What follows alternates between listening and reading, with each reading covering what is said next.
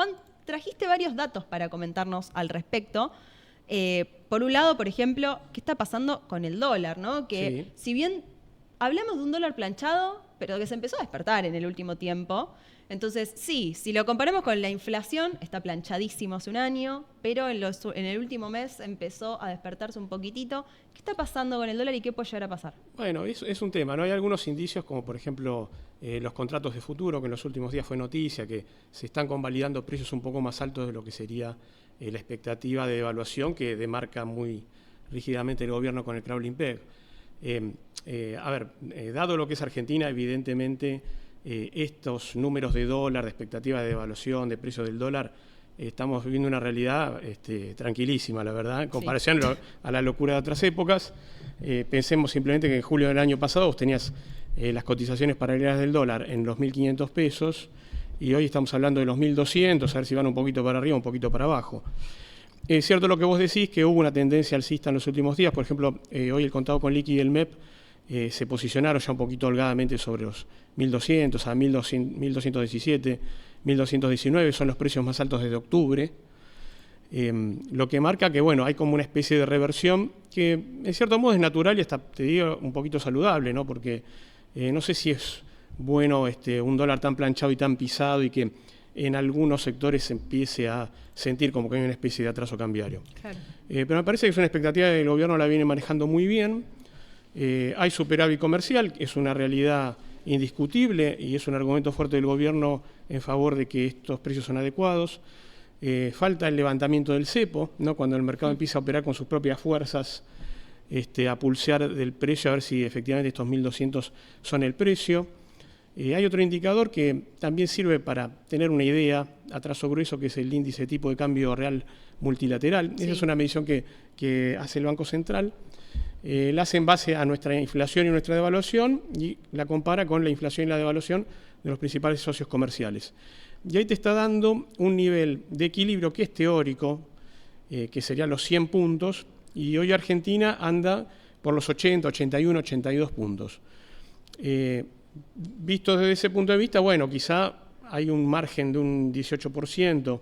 Vos fíjate que la brecha con el blue anda en el 16%, con los dólares bursátiles andan en el 15%, así que, digamos, desde distintos puntos llegamos a la conclusión de que puede haber un atraso cambiario relativo, pero leve, de unos 15 puntos. Pensá que llegamos a tener brecha cambiaria arriba de 100%, arriba de 200% en el peor momento. Sí. Casi una brecha alfonsinista fue. Esto que estás diciendo de que puede llegar a haber atraso cambiario, ¿cómo se vincula o cómo incluso lo lee el mercado cuando, por ejemplo, el presidente Javier Milei dice, bueno, de liberarse el cepo, ya incluso hablaron de que en 2025 se terminaría el cepo cambiario, nos dejaron todo el año como incógnita, ¿no? No sabemos si es este mes o en diciembre, pero más allá de eso, habló de que el dólar podría llegar a 600 pesos.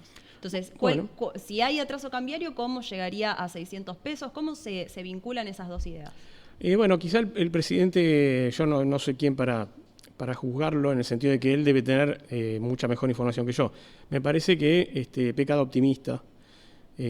Quizás lo que quiere más bien es marcar un poquito, en el sentido de lo que es ser político a veces y decir ciertas frases, marcar un poco el sendero para que los actores económicos no estén especulando con que el dólar se va a disparar una vez que se levante el cepo. Y desde la macro, ¿qué datos tenemos que mirar? Porque vos recién, por ejemplo, nos hablabas del superávit. Sí. Bueno, el superávit comercial es un dato relevante. Sí. Este 2025 va a ser distinto a 2024. Probablemente el margen de superávit sea más acotado, la demanda por importaciones va a estar más sostenida por una cuestión lógica. Cuando la economía crece, demanda más productos importados. Y también cuando la economía tiene la pretensión de exportar más, producir también te obliga a importar más para exportar más. Porque, la producción, la industria en todo el mundo se maneja de la misma forma, se nutre de muchos productos importados para elaborar en el país y luego exportar productos terminados. Así que, por ahora ese indicador se mantiene positivo. El superávit comercial en enero no fue el más bajo de la era Milei, pero sigue siendo superávit comercial en un mes que no siempre arroja saldo positivo. Te repito, no lo veo como algo malo en el sentido de que es bueno que las importaciones empiecen un poco a crecer, porque los récords de superávit comercial que tuvo Argentina coinciden claramente con los años más críticos de la Argentina. Es decir, el 2002, el 2009, años muy malos, el 2020, fueron años con gran superávit comercial, porque la economía argentina sufre y padece. Entonces, bueno, no está tan mal a veces que el margen de superávit sea más estrecho.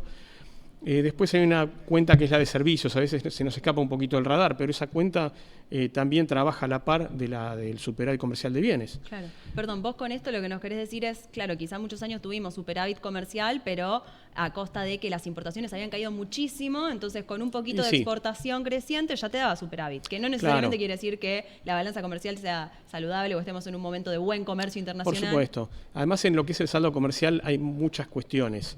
Por ejemplo, Fernando hablaba del precio del barril de petróleo.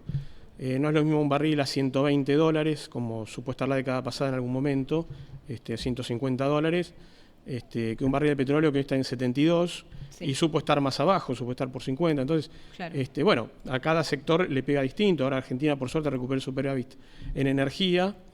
Después del agro es el sector más superavitario. Entonces, bueno, esos precios internacionales también motivan que las variables puedan ser distintas. Bien, y tenemos para mostrar una placa acerca de los superávit gemelos, lo que se conoce en la economía como superávit gemelos, acá como para sumar unos datos, vinculado a lo que hablábamos al principio del programa, ¿no? Cuando decíamos este semáforo y hablábamos de los números en verde, los amarillos y los rojos, qué es lo que nos preocupa, vemos acá, en pantalla ya va a estar apareciendo cuál fue el resultado primario mensual en millones de pesos en la Argentina desde enero 2017 hasta diciembre 2024. Ahí tenemos el gráfico en pantalla.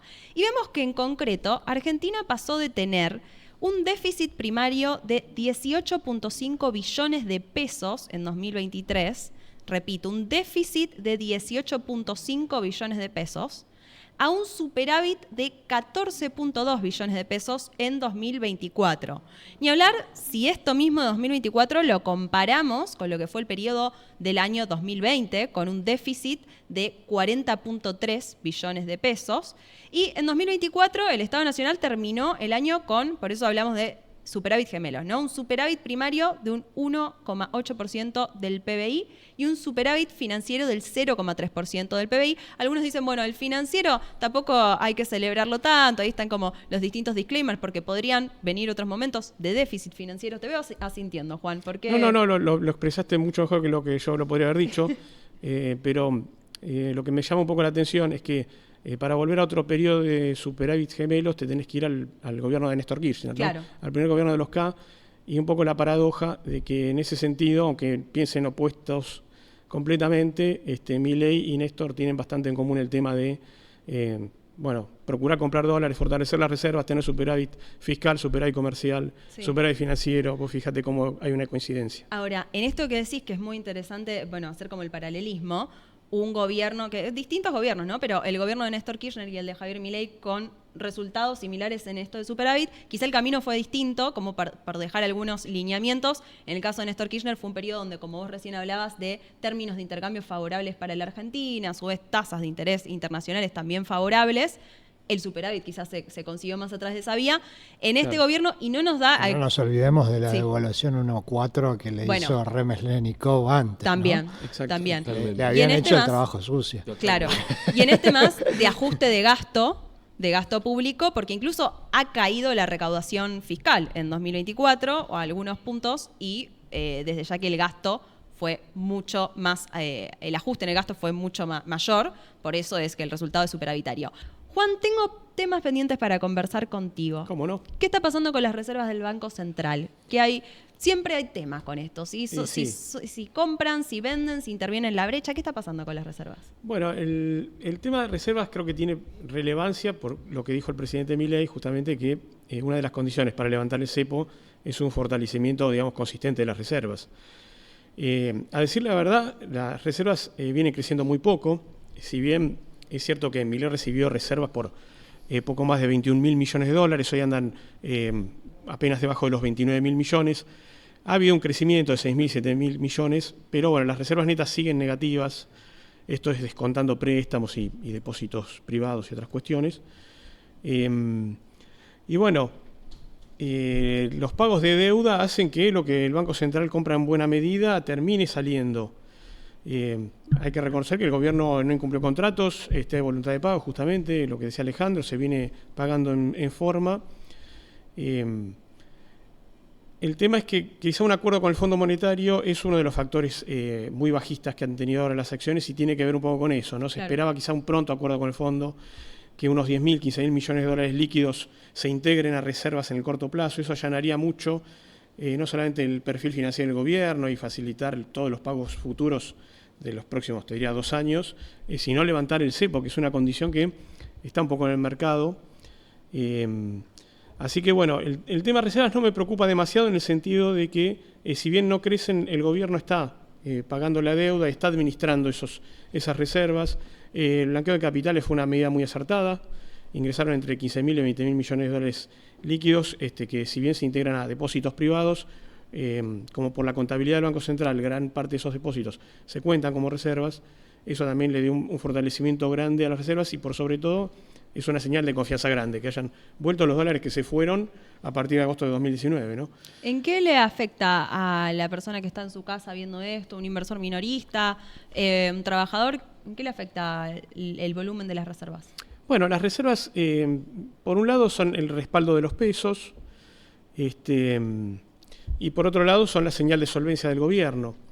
Entonces, quizá no es algo que le afecta directamente al particular, pero bueno, un gobierno que es solvente, cierta estabilidad en lo financiero, son cosas que a largo plazo le llegan a toda la población, por decírtelo. Y bueno, como te digo, las reservas son respaldo de los pesos, el gobierno ha contraído mucho lo que es la base monetaria, entonces en ese sentido me parece que hoy hay más demanda de pesos que de dólares. También un poco esa estabilidad que vos tenés en los dólares financieros te da esa pauta. Quizá lo que la gente necesita más son pesos, hay confianza en esa estabilidad. Entonces me parece que esos factores son tan gravitantes hoy como la cantidad de reservas que pueden tener el Banco Central.